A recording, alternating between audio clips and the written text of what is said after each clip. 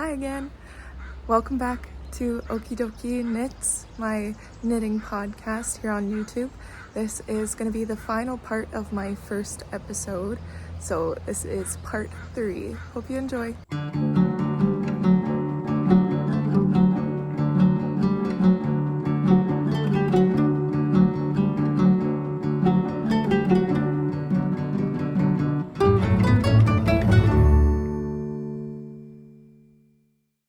Anyway, onto the whips. So one of these I mentioned earlier on in recording. A couple of these whips have been on the needles for quite some time. The one that's been on the needles the longest is this gingerbread sweater that I was working up in Arcane Fibre Works sock yarn in the color Where the Wind Blows. Yeah, so this is that gingerbread sweater. I had people saying when I was just like working, because it's a raglan, when I was starting out working like the collar and beginning the raglan, people were like, "Oh, are you making a baby sweater?" And I was like, "No." "Oh, who's it for? Like a niece or a nephew, like a kid?" I was like, "No, it's for me." And they were like, "Oh, okay." But so I was worried at the time that it was going to be too small. Now I'm confident how I've learned that superwash will grow, like how much it'll grow. I'm confident that this would probably be an okay fit if I were to finish it and block it, but I think it would still end up being fairly tight or like smaller than I like my knitted garments to be. At the time, I liked the idea of like, oh, I've done things in like chunkier yarns, I've done lots of thick projects, I want to do something like nice and thin and kind of airy, and like I know sock yarn is not the like lightest yarn, but I thought, oh, that'll be kind of fun, and it did, like with the short row shaping and stuff, it did like pool brown here, and like this is more how I want it to look down here, but it pooled up here, and it pooled like on the back of the sleeve real good. I didn't alternate skeins at all, so you can tell the difference. There's like these are two different skeins right here where I picked up the sleeve. There's much less brown in there, but oh well. Oh yeah, and you can tell the difference of like how much brown there was on this end versus how little there is on this end with the not alternating skeins. Yeah, so I got pretty much this far in that time that I was working on it in like the beginning of the last train season before I realized this is annoying to travel with. I got quite far. I got a whole sleeve done, the whole body, a whole sleeve done, ribbing and all, and I decided I don't think the gingerbread sweater calls for this, but I did twisted rib again for the cuff because I knew I already liked it and thought it looked really neat and tidy, so I decided to do it for this instead of a 1x1 rib or whatever it calls for. Did that for the collar too, but then I got this far into the second sleeve and then stopped. And for the longest time I was like, oh man, I really should pick that up again, and I wasn't interested. But then like a month or so ago I found it and I was like, why did I stop doing this? I'm so close to being done. I did so much work. Like this was hours and hours of work. I don't really remember it at all, but this must have been hours and hours of work in fingering weight like sock yarn. But knowing what I know now, what I've learned between when I started this and now, I do feel like it would probably block out to fit me fine, but like this sleeve I made way too long. It's already too long and it's gonna just grow and become longer. So I'd have to like rip back and redo the end of the sleeve. But also, I think I just wouldn't wear like a pullover sweater top in this color. I like it. It's kind of like mint chocolate chip almost, which I like. But I just don't think I'd wear like a pullover in this color. Maybe with like jeans or something, but even then I just don't think I would. Like the variegated color, I don't know. So what I'm considering doing, and if I'm honest with myself, I think this is what I'm gonna do. I'm gonna frog it and make instead the Cottage cardigan by Jacqueline Cieslak. think, sorry if I'm mispronouncing that, because I think a cardigan would be cute in this, where it with like a white top or like white t-shirt or whatever, it would be cuter in these colors than a pullover. But it just hurts my heart to think about ripping back and frogging all of these hours of fingering gauge work. Like, so many hours of work. Am I really gonna do that? But I think I'm gonna. Because what good is it to finish it if I'm not gonna wear it in the end? So I think I'm gonna frog this. This is basically, I was already gonna do it, and then I was like, you know what? No, I'm gonna wait until it's on video, until it's documented, visually recorded for all time, all of these hours that I did working on this sweater before I frog it and make a cardigan out of it. I think that's what I'm gonna do. Okay, and then another project that's been on the needles for a long time that I think I might also frog. I think I mentioned this before. Oh yeah, I did mention it. It's the matching piece to go with my mittens. I started a cast on this Nathalie hood. So the Nathalie hood is a pattern by Cecile Tricot, I think. Again, sorry if I mispronounced that. Like, I'm French Canadian by heritage, but do I speak French? Not even a little bit. So I've had this on my needles all winter because I cast it on and I knew that I wanted to make, so I decided I wanted to make a hood rather than to match with the mittens, as like a red set to go with my light colorable coat. Rather than doing like a toque, like a beanie or a scarf with this, I wanted to do both in one if I could. And because my wool coat doesn't have a hood, but here in BC, or at least around Vancouver, this is the wet coast, so it rains like through the winter. We get as much rain as not, if not more rain than not, especially through the winter. So a hood, my wool coat doesn't have a hood is a good thing to have. I wear my wool coat usually when I'm going to church on Sundays and I'm like dressed up, I want to look nice, I don't want my hair to get wrecked, and I'm not about to wear a hood or a hat in church, so a hood works great. So I cast on this hood and I cast on the largest size. I don't think the sizes are like letter sizes, I think they're number sizes, but I cast it on the largest size because I like a big drapey hood, like a cloak hood almost. That's what I was envisioning. I don't know if it'd turn out that way because it's gonna be really heavy, but I decided I wanted to try it. I don't like a tight fitting hood. I cast this on, but it's using up way more yarn than I expected. I just had extra of this yarn and was like, oh, what could I cast on with this? Oh, a hood. I did not really look at how much yarn it was going to take to make it. Oh, it's falling off the needles. It's using way more yarn than I actually have of this remainder of KnitPicks Twill in the color Crabapple. This is all I have left, and I only have like a few inches of the hood done. I still have so much more to go. So either I buy more of this yarn or I frog it and decide, you know what, I'm just gonna make a toque with it or something else. So we'll see. I haven't decided on that. This is one of those times when I would love to have some input. If you have any ideas of similar things, I thought maybe a balaclava or just a smaller hood. I don't know. My third work in progress that I'm going to talk about. I've had this sweater quantity of Drops Merino in this medium gray for a long time. I forget why I bought it. I think I was just wanting to make or to have like a basic pullover that's not like, it doesn't make the outfit, it's just part of the outfit, or like a little more understated. I don't remember what the first sweater I cast on was, what the first pattern I tried was. It was either the Lakes pullover by Ozetta or the Louvre sweater by PetiteKnit. I don't remember.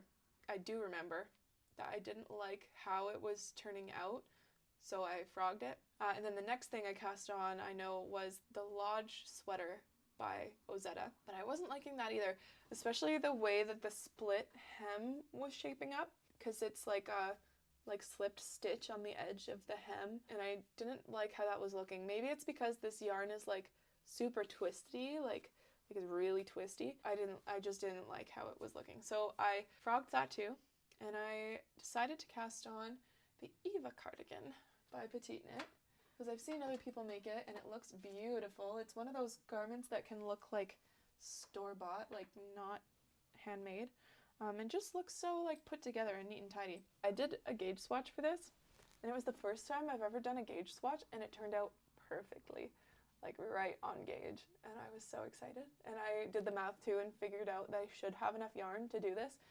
If not, I'll just buy more. It's not that expensive. I've done the, like the shoulder, I did the yoke. I felt like the yoke took forever, but I finished it. I like how it has this really pretty, like, I don't know if it's like a cross between a saddle shoulder. I've never worked saddle shoulder, so I'm pretty sure this is kind of how it works.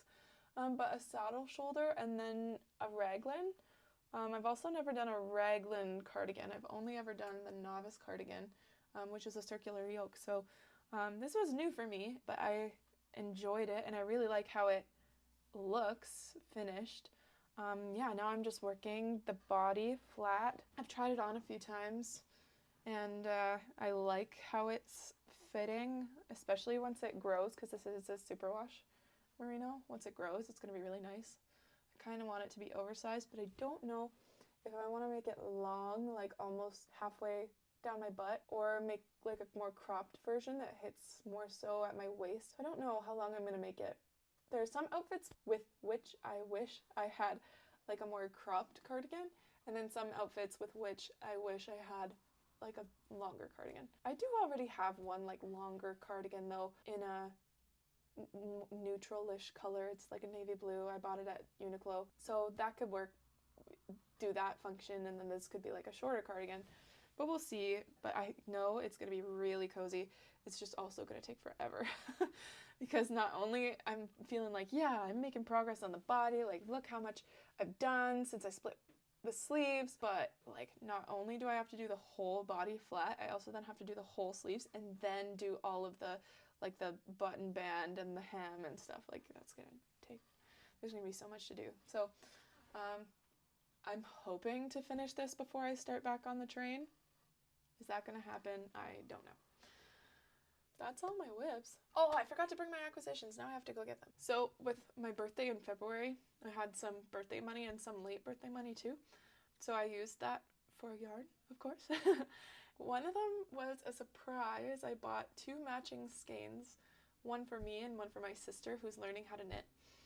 She's starting out with socks, because where I learned to knit by just practicing the stitches over and over and over, even though it was kind of boring, she is not that type of learner, and if she doesn't learn by making something that she's actually excited about and excited for the finished object, she probably won't do it. So she won't be motivated to do it. So she wanted to learn socks first. So that's what she's doing now that I have like a knitting specific Instagram. I get tons of yarn ads for hand-dyed yarns, and it's so hard. Once I have more money, I don't know how I'm gonna not constantly buy yarn, but I got an ad for Casual Fashion Queen, and I was just looking at her colorways, the colorways from this company, and I found that they have this colorway called Satsuki and Mei. It's so pretty, so beautiful. Bit of blue, bit of yellow, like the little pinky flecks and pink and orange flecks. Like, oh, it's so lovely. I know like lots of people love Studio Ghibli, like it's just so popular.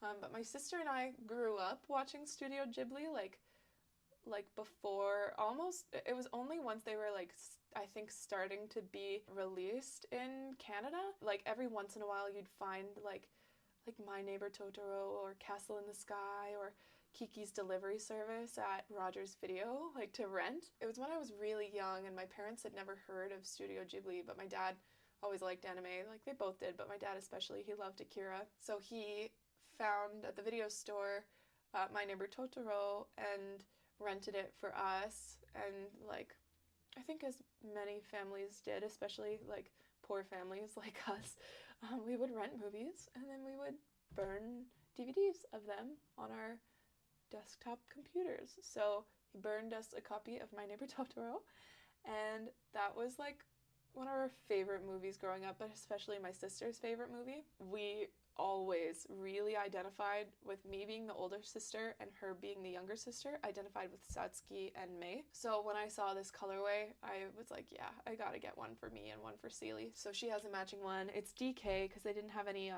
sock like fingering weight left, but it's DK, so we'll just make, I think we're probably just gonna make DK weight vanilla socks in them and just have thick cozy socks that match. But yeah, it's 100% superwash merino. It's a 100-gram skein. It's just so pretty. I love it, and I was so excited to receive it. I think they're so great. Oh.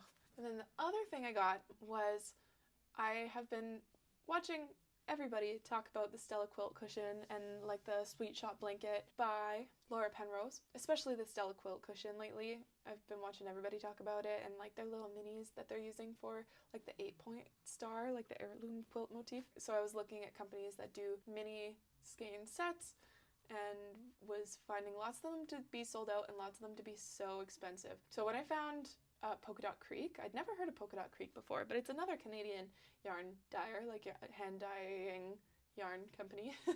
And they're proudly Canadian, which I love. I am very excited to try. They had I was looking at, I mean, all of their colorways. I had my basket at one point full, like, I had like 50 skeins of yarns in my basket to then narrow it down and pick out which ones are my favorite. I can't be the only one who online shops that way. I love how many like earthy and nature inspired colorways they had. And then they did a St. Patrick's Day sale where they had a sale on their like mini bouquets. Oh, I forget what this one's called. It was like the Luck of the Irish or something. I'll find out and I'll put it on the screen. But there's so many beautiful earthy colorways that just make a beautiful palette together. Oh, is it focusing? Yeah. Oh, they're so beautiful. Focus. Yeah. Nice. That's not that great a shot, but oh well. Anyway, being that we're moving soon, and I'm going to be moving into a new space, I kind of want to, like, my current space, it's my first space that I've had to myself ever, and I was just so excited to be, like, living in my own basement suite, have my own kitchen, have my own bathroom, have my own, like, living room area, bedroom. But my taste at the time was a lot more, I think, eclectic than it is now, and now I have like a clear idea of how I like things to match overall, and I have more of a palette and more of an idea of what I want it to look like, and these are colors that I really like and think would go really great in my new place. So I might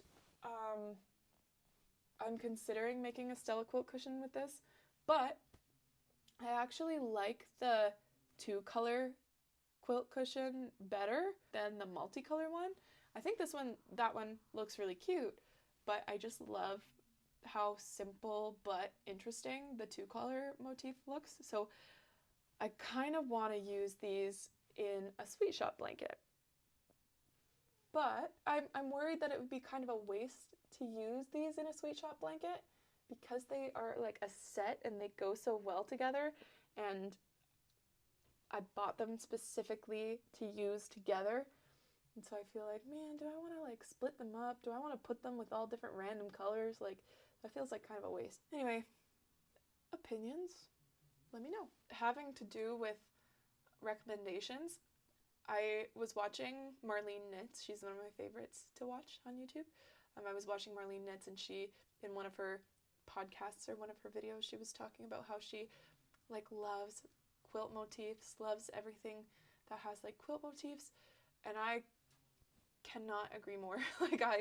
It's so funny she said that because I felt like I was really, really into quilt motifs, and then for her to say that, I was like, oh yeah, somebody else is really into quilt motifs, and I've been wanting to learn to quilt for a long time. That's on the list of things to learn and to try.